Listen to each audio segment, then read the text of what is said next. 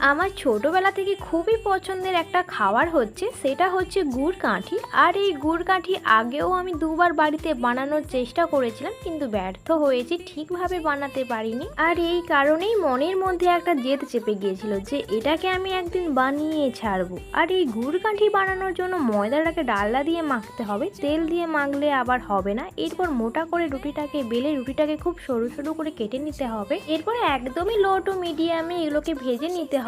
তো এতে করে কি হয়, কাঠিগুলো খুব মুচমুচে হয়। তারপরে আমি এগুলোকে তেল থেকে নামিয়ে নিয়েছিলাম। এরপর আখের গুড়টাকে ভালো করে পাক করে নিয়ে যখন চিট ভাব চলে আসবে, তখন এই ভেজে রাখা কাঠিগুলো গুড়ের সাথে অ্যাড করে দেবো। আগে গুড়ের সাথে ভালো করে মিশিয়ে নেওয়ার পরে কিছুটা আমি চালের গুঁড়ো অ্যাড করে দিয়েছি। হ্যাঁ, এটারে দেওয়ার ফলেই গুড় কাঠিগুলো পুরো পারফেক্টভাবে হয়েছে। আর এই সময় গ্যাসের ফ্লেমটি অফ করে অনবরত নাড়তে হবে। তো যত ঠান্ডা হবে ততই ঝুরঝুরে হবে। সো গাইস, ফাইনালি রেডি এই গুড় কাঠিগুলো।